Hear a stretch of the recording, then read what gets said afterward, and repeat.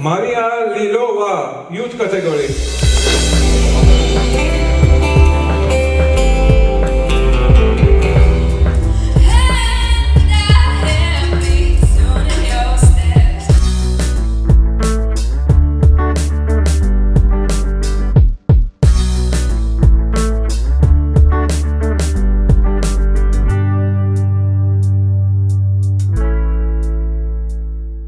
Здравейте хора и добре дошли в първия епизод на Inspire You. Днес сме с един човек, който е запален по музиката, пее и свири. Тя се казва Мария и сега ще я проспитаме за нея и какво прави. Да, представи не се, въпреки че вече казах името. Какво правиш, на колко години си и всичко за себе си. Здравейте, аз съм Мария, на 16, уча първа езикова гимназия и се занимавам основно с пеене и от няколко месеца се опитвам да свиря на китара. Сама. Добре, как започна да занимаваш с музика? Ами всъщност започнах да занимавам с музика преди доста години, предполагам 10, защото бях на 5, когато тръгнах на първите ми уроци по пеене. И всъщност всичко е започнало още когато не съм можела да говоря. Майка ми е разказвала, че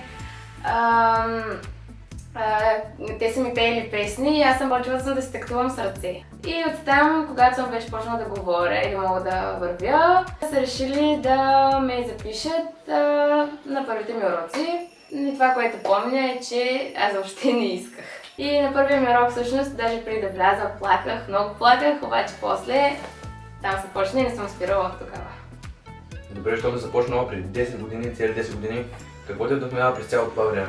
Ами, вдъхновението идва от много различни страни. Много се вдъхновявам от хората около мен, които създават точно като вас. И оттам всъщност ми хрумна идеята за клипа, който направих съвсем наскоро с нашия оператор Боби. Да. Също така се вдъхновявам от различни събития, които се случват в живота ми. Тази година ходих на един концерт в Шотландия. И когато се случват такива неща в живота на един изпълнител, той получава много положителна енергия, която може да насочи към творенията си и към това, което създава. Да разберем ли, че щом родителите сте записали на уроци по пеене, те те подкрепят?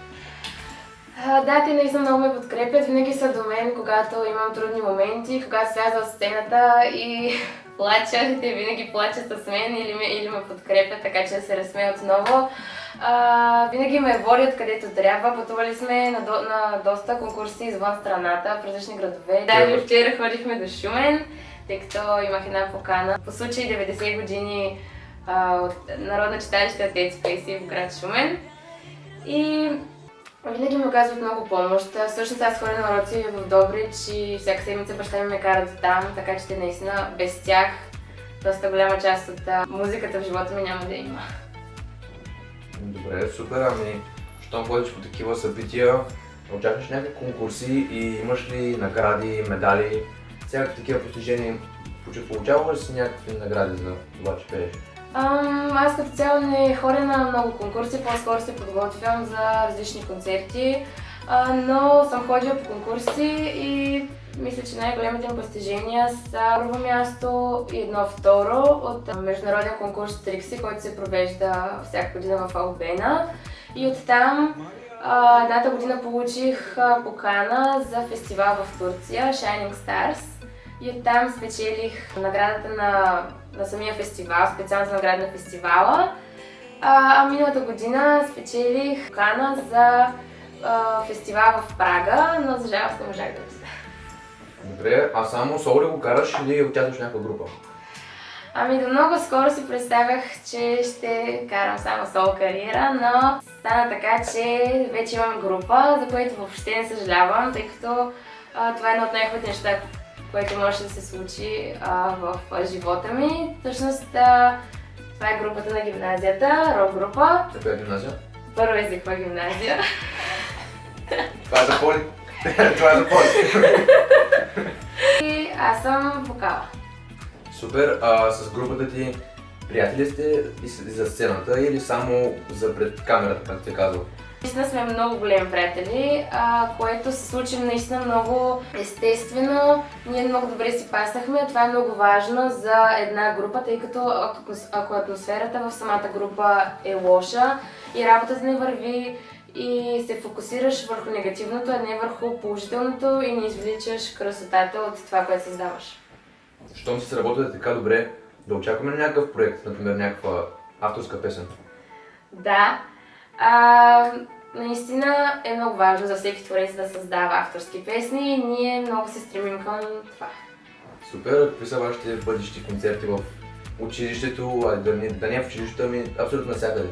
Ами за сега основно работим в насока училищни концерти, но в бъдеще, ако направим по-голям репертуар, може би ще имаме и самостоятелни. Но най-близките концерти, които следват, са коледния концерт на Първа езикова гимназия, който може би ще се проведе през декември месец.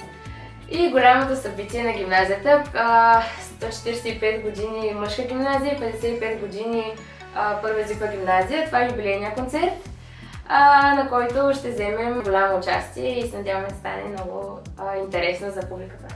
Супер, ами щом се занимаваш толкова много време с музика, 10 години, нали така? Да.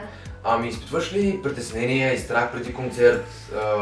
Имаш ли приток на адреналин?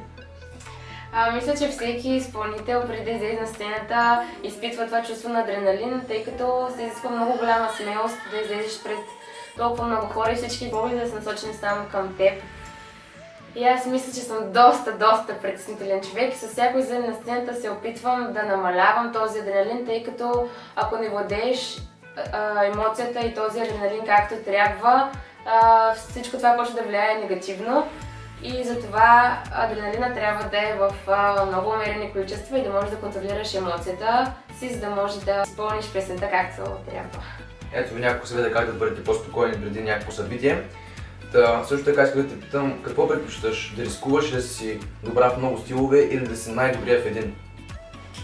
Мисля, че един истински изпълнител трябва да търси себе си в различните стилове музика. И когато откриеш стила за себе си, така можеш да използваш различни техники, с които да подобряваш себе си във всяка нова песен, която учиш или създаваш. Добре, а имаш ли някакъв твой любим стил? Ами аз като изпълнител основно пея поп. Обръщам се и към джаз, но джаза вече е висш пилотаж в музиката. Затова внимавам как го изпълнявам и гледам основно да се уча. И откакто съм в групата, пея вече и рок. Пееш рок? Вау, ами кое предпочиташ, рок или поп музика? Или няма предпочитание? Ами за музиката предпочитания наистина за мен специално няма, тъй като всяка една песен те докосва по различен начин. Сега малко по-различен въпрос. В днешно време всеки може да бъде певец сякаш, понеже всеки може да качи своя песен в YouTube, във всяка социална мрежа, а и може дори да изгрее. Това означава ли, че песните някак се обесценяват? Или това е шанс за хората да изгреят, дори да нямат много глас, но пък имат музикални заложби в себе си? Аз смятам, че всеки, който има идея и има някакъв талант или мисли, че има талант, трябва да го споделя с хората, тъй като социалните мрежи са наистина една много голяма обемна платформа, която все повече се развива. И чрез нея ние, младите, можем да спечелим много и да наберем голяма популярност, но всъщност това е доста трудна задача, тъй като доста хора в днешно време се опитват да правят това нещо. Според мен всеки има право да го прави, но ставаш известен благодарение на публиката и публиката решава ти дали ще си известен или не. И смятам, че музиката никога не може да се обезцени, но аз намирам много голямо обезценение, тъй като доста често вече се създават комерциални песни, Комерциални песни всъщност са тези, които се харесват, са еднотипни песни. Няма никаква градация, няма красотата на артиста, която я създава, защото той се стреми към това тя да се харесва на аудиторията. Така, доста добра гледна точка.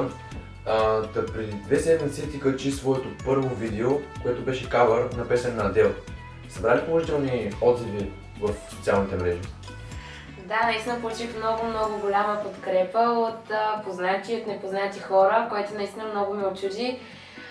Тъй като мисля, че това не е много добра моя черта, но аз наистина доста негативно гледам към повечето неща, които създавам, което е много наистина неправилно, тъй като всеки изпълнител трябва да вярва в себе си, за да привлича положителните емоции.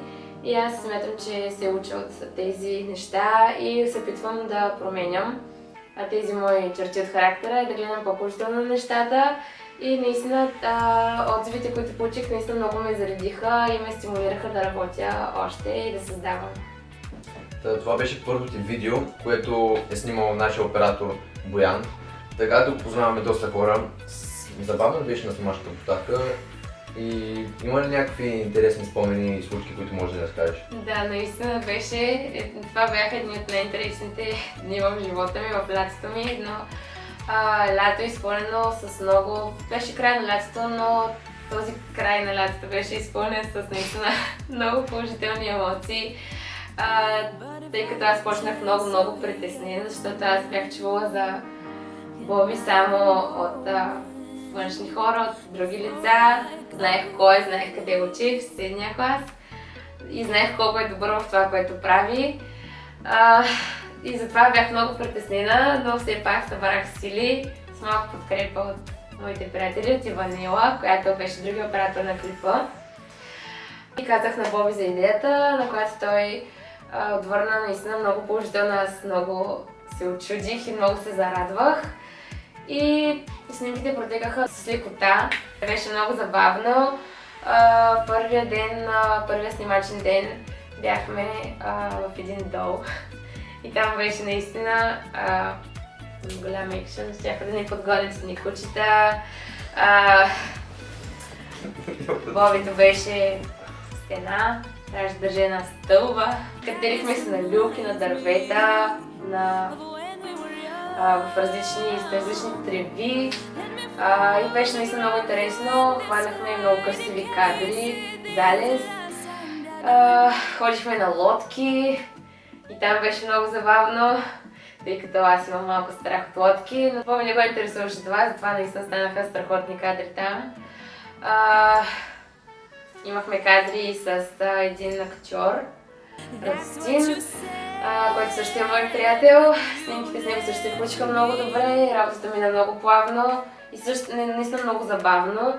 Той направи снимачния ден наистина много забавен, със своя темперамент и характер. И наистина аз много се успокоих благодарение на него, тъй като специално тези кадри много ме притесняваха. И като цяло само хубави неща можеш да извлечеш от нещо, което създаваш със свои приятели, тъй като съчетаваш страстта си към изкуството с приятелите и така се получават най-хубавите творения.